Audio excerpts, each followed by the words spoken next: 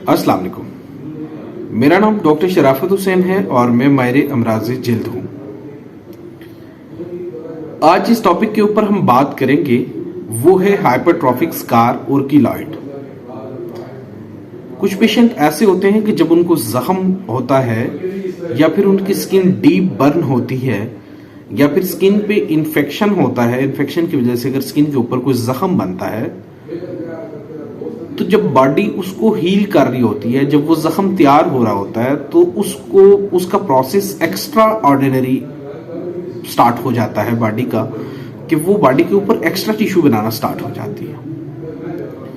अब hypertrophic scar में क्या होता है कि जहां पे जख्म है या जहां से स्किन बर्न हुई है उसी एरिया में वो एक गोश्त का लोथड़ा बनाएगी, जो नॉर्मल स्किन के से थोड़ा सा उभरा हुआ होगा, उसको हम हाइपरट्रॉफिक स्कार कहते हैं। लेकिन कुछ प्रोसेस ऐसे होते हैं कि वो हीलिंग सिस्टम इतना एडवांस हो जाता है और ये समझ लें कि वो प्रॉपर तरीके से नहीं हो रहा होता, तो उसमें क्या होता है कि वो स्किन सिर्फ जख्म पे नहीं बल्कि जख्म के साइडों वाली जगह पे भी फैलना शुरू हो जाती है, यानी गोश्त का लोथड़ा साइडों पे भी बनना शुरू हो जाता है। इसको कीलॉइड कहा जाता है। अब जैसे मैंने पहले बताया कि ये एक नॉर्मल हीलिंग सिस्टम नहीं होता, एब नॉर्मल हीलिंग सिस्टम होता है। नॉर्मल में ये होता है कि आपको जहां पे जख्म हुआ वो जख्म प्रॉपर ठीक हो जाता है, वहां पे स्किन उभरती नहीं है। तो हाइपरट्रॉफिक स्कार में क्या होता है कि स्किन वहीं से थोड़ी सी उभर जाती है, और कीलॉइड्स में क्या होता है कि सिर्फ उस जख्म वाली जगह से नहीं उभरती बल्कि साइडों से भी उभरना शुरू हो जाती है। इसमें पेशेंट को जलन भी होती है, पेशेंट को दर्द भी होता है। बाज़ दफ़ा जब क्लिनिक के ऊपर मेरे पास पेशेंट आते हैं तो उनका ये कहना होता है कि ना तो हमारी स्किन के ऊपर कट लगा है, ना ही हमें कोई इन्फेक्शन हुआ है, ना ही हमारी स्किन जली है। इसके साथ भी ये सारी चीज़ें ना होने के बावजूद भी हमें कीलॉइड्स बने हैं या हाइपरट्रॉफिक स्कार बने हैं। अब ऐसे पेशेंट जब मैं उनको एग्जामिन करता हूं तो मैं देखता हूं कि उनको हाइपरट्रॉफिक स्कार या कीलॉइड्स स्किन चेस्ट के ऊपर बने होते हैं या अंडर आर्म्स होते हैं या फिर नेक की बैक साइड पे होते हैं। तो इसकी रीज़न क्या होती है कि पेशेंट को इन्फेक्शन भी नहीं हुआ, उसको कोई कट भी नहीं लगा, उसकी स्किन बर्न भी नहीं हुई।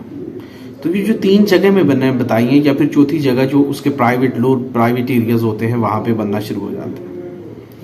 इसमें होता यह है कि गर्मियों में पसीना ज्यादा आने की वजह से या फिर टाइट कपड़े पहनने की वजह से या फिर जो कॉलर होता है इसका बार बार नेक की ऊपर बालों के साथ टच होने के साथ वहां से कोई बाल टूटता है या फिर बाल स्किन से निकलता है तो उसकी रूट्स में इन्फेक्शन स्टार्ट हो जाता है। अब वो इन्फेक्शन जो है वो जब स्किन हील होती है तो वो काज करता है कि वहां पे कीलॉइड्स बनना शुरू हो जाते हैं। अमूमन जो मेरा एक्सपीरियंस रहा है वो चेस्ट पे, नेक की बैक साइड पे बालों से थोड़ा सा नीचे करके और अंडर आर्म्स में और अंडर लेग्स में ये चीजें कीलॉइड्स ज्यादा देखने में मिले पेशेंट। इसमें जब ये पेशेंट को कीलॉइड्स का प्रॉब्लम होता है तो इसमें शुरू में अगर वो पेशेंट हमारे पास आता है या डॉक्टर को चेकअप करवाता है तो इसमें हम इसको एक जो पावरफुल ड्रेसिंग होती है या सिलिकॉन के साथ इसको प्रेस करके रखते हैं। प्रेस करने के साथ वो काफ़ी हद तक नॉर्मल हो जाता है, ख़त्म तो नहीं होता लेकिन उसमें के साइज में फ़र्क हो जाता है।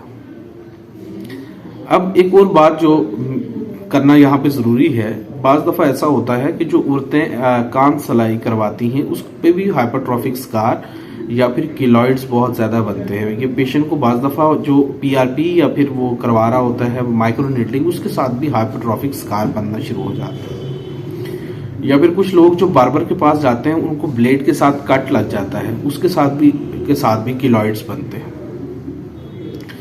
अब एक इसका ट्रीटमेंट ये हो गया कि हम यहाँ पे इसको प्रेस करके ड्रेसिंग कर देते हैं सिलिकॉन के साथ। दूसरा इसका ट्रीटमेंट ये होता है कि उसी जो कीलॉइड होता है उसके अंदर स्टेरॉइड इंजेक्शन लगाए जाते हैं, जो तकरीबन 3 से 4 हफ्ते का इंजेक्शन लगाया जाता है और वो लगाया कीलॉइड्स के अंदर ही जाता है, जो डर्मेटोलॉजिस्ट लगाता है या फिर एक मेडिकल प्रैक्टिशनर लगाता है। उसके साथ ये कंप्लीट तौर पे ख़त्म नहीं होता लेकिन पेशेंट की जलन और जो उसको दर्द हो रहा होता है और उसका साइज कम हो जाता है। अब इसके थर्ड अगर ऑप्शन पे आए तो वो है ऑप्शन सर्जरी। सर्जरी इस बेस पे की जाती है कि पेशेंट का कीलॉइड वाला एरिया कौन सा है। तो अब अगर सर्जरी कर दी जाती है, सर्जरी के साथ कीलॉइड को रिमूव किया जाता है, तो फिर इसमें ये भी ऑप्शन नहीं है कि ये भी श्योर नहीं है कि हम सर्जरी के साथ जब कीलॉइड को निकाल देते हैं तो ये उसके बाद कीलॉइड वहां पे वापस नहीं आता। उसके चांसेस होते हैं कि वहां पे कीलॉइड वापस आ जाते हैं। यानी मैंने 2 पेशेंट की सर्जरी की कीलॉइड की, तो उसमें से एक पेशेंट को कीलॉइड वापस नहीं आया और दूसरे पेशेंट को जब वही जो सर्जरी का वाउंड था जब वो हील हुआ तो 7 कीलॉइड वापस आ गया। तो एक तो ये है कि हमारे लिए बेनिफिट होता है कि जब सर्जरी करके हम उस स्किन को स्मूथ कर लेते हैं तो जो ही कीलॉइड आ रहा होता है तो हम उस वक्त उसको स्टेरॉइड इंजेक्शन लगाकर काफी हद तक वहीं पे रोक सकते हैं। अब इसकी अगर कोई प्रिकॉशंस, जैसे पेशेंट पूछते हैं कि मैं हो ही ना कीलॉइड, तो इसका कोई प्रिकॉशन नहीं है। इन बाज पेशेंट में मैंने बताया कि ये कोई कॉमन नहीं होता। कुछ ऐसे पेशेंट होते हैं जिनमें कीलॉइड बनता है तो जख्म बेशुमार, हर बंदे को जख्म होता है तो जख्म वो प्रॉपर तरीके से हील हो जाता है। जब अब नॉर्मल स्किन हील करती है तो फिर तो वो किसी को इस चीज़ के बारे में इल्म नहीं है कि हमारी स्किन जो है वो प्रॉपर हील होगी या जो प्रॉपर तरीका है उससे हील नहीं होती, टिश्यू ज़्यादा बन जाएंगे।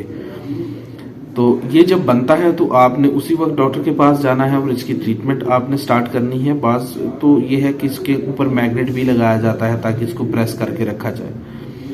और सर्जरी आप करवाते हैं तो सर्जरी के बाद अगर आपको फील होता है कि मुझे हाइपरट्रॉफिक स्कार या फिर कीलॉइड स्टार्ट हो रहा है तो फौरन पेशेंट डॉक्टर के पास जाएं ताकि आपको वहीं पे स्टेरॉइड इंजेक्शन लगा के आपके कीलॉइड्स को वहीं पे ख़त्म कर दिया जाए। ये वीडियो अगर आपके लिए इन्फॉर्मेटिव थी तो वीडियो को लाइक करें, चैनल को सब्सक्राइब करें और बेल आइकन को दबा दें ताकि इस तरह की इन्फॉर्मेटिव वीडियो सबसे पहले आपको मिले। कीलॉइड्स के बारे में या हाइपरट्रॉफिक स्कार के बारे में अगर आपको कोई कन्फ्यूजन है तो आप मुझसे कमेंट्स बॉक्स में पूछ सकते हैं। अगर आपको कोई और स्किन का प्रॉब्लम है तो आप मुझे कमेंट्स में बताएं, मैं कोशिश करूंगा कि उसके ऊपर वीडियो बनाऊं।